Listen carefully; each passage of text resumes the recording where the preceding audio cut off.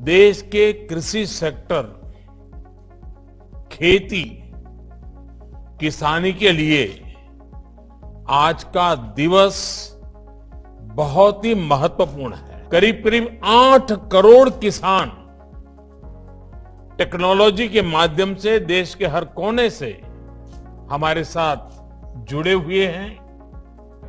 मैं सभी किसान भाई बहनों का स्वागत करता हूं, अभिनंदन करता हूं। साथियों, ये कॉन्क्लेव गुजरात में भले हो रहा है, लेकिन इसका दायरा, इसका प्रभाव पूरे भारत के लिए है।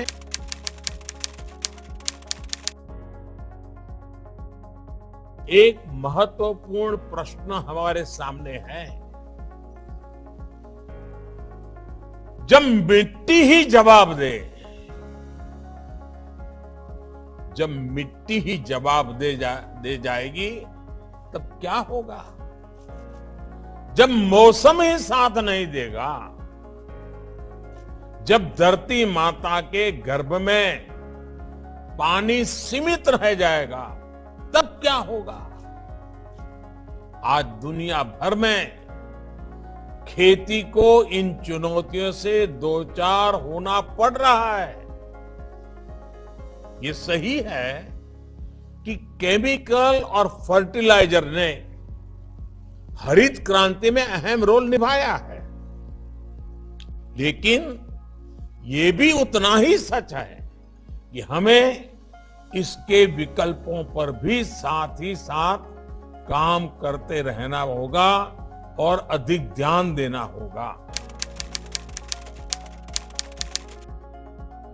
हमें अपनी खेती को केमिस्ट्री की लैब से निकालकर नेचर यानी प्रकृति की प्रयोगशाला से जोड़ना ही होगा।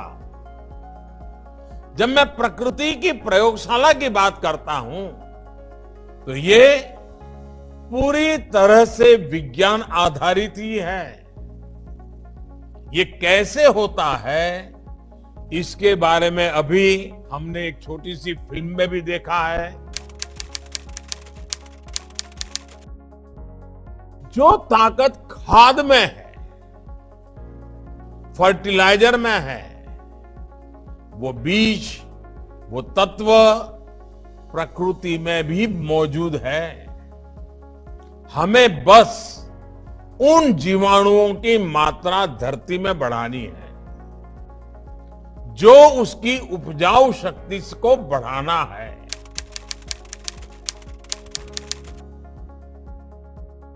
आज जब दुनिया ऑर्गेनिक की बात करती है, नेचुरल की बात करती है, आज जब बैक टू बेसिक की बात होती है, तो उसकी जड़ें भारत से जुड़ती दिखाई पड़ती हैं।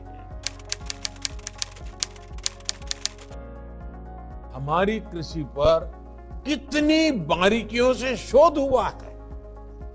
जैसे एक श्लोक है, गोहितः क्षेत्रगामी च कालजो बीज तत्परः, कालज्ञो बीज तत्परः, वितंद्रः सर्वशास्त्राढ्य कृषको न अवसीदति। अर्थात जो गोधन का, पशुधन का हित जानता हो, मौसम समय के बारे में जानता हो, बीज के बारे में जानकारी रखता हो और आलस न करता हो, ऐसा किसान कभी परेशान नहीं हो सकता, गरीब नहीं हो सकता। ये एक श्लोक नेचुरल फार्मिंग का सूत्र भी है और नेचुरल फार्मिंग की ताकत भी बताता है। इस दिशा में हमारे आईसीएआर जैसी संस्थानों की, कृषि विज्ञान केंद्रों, कृषि विश्वविद्यालयों की भूमिका बहुत बड़ी हो सकती है। हमें जानकारियों को केवल रिसर्च पेपर्स और थियरीज तक ही सीमित नहीं रखना है, हमें उसे एक प्रैक्टिकल सक्सेस से बदलना होगा। लैब टू लैंड, यही हमारी यात्रा होगी। इसकी शुरुआत भी हमारे ये संस्थान कर सकते हैं। आप ये संकल्प ले सकते हैं कि आप नेचुरल फार्मिंग को, प्राकृतिक खेती को ज्यादा से ज्यादा किसानों तक ले जाएंगे। भाइयों और बहनों, नेचुरल फार्मिंग से जिन्हें सबसे अधिक फायदा होगा वो है हमारे देश के 80% छोटे किसान। वो छोटे किसान जिनके पास 2 हेक्टेयर से भी कम भूमि है। इनमें से अधिकांश किसानों का काफी खर्च केमिकल फर्टिलाइजर पर होता है। अगर वो प्राकृतिक खेती की तरफ मुड़ेंगे तो उनकी स्थिति और बेहतर होगी। भाइयों और बहनों, प्राकृतिक खेती पर गांधी जी की कही ये बात बिल्कुल सटीक बैठती है। जहां शोषण होगा वहां पोषण नहीं होगा। गांधी जी कहते थे कि मिट्टी को अलटना, पटलना, भूल जाना, खेत की गुडाई भूल जाना एक तरह से खुद को भूल जाने की तरह है। मुझे संतोष है कि बीते कुछ सालों में देश के अनेक राज्यों में इसे सुधार आ रहा है। हाल के वर्षों में हजारों किसान प्राकृतिक खेती को अपना चुके हैं। इनमें से कई तो स्टार्टअप्स हैं, नौजवानों के हैं। केंद्र सरकार द्वारा शुरू की गई परंपरागत कृषि विकास योजना से भी उन्हें लाभ मिला है। इसमें किसानों को प्रशिक्षण भी दिया जा रहा है और इस खेती की तरफ बढ़ने के लिए मदद भी की जा रही है।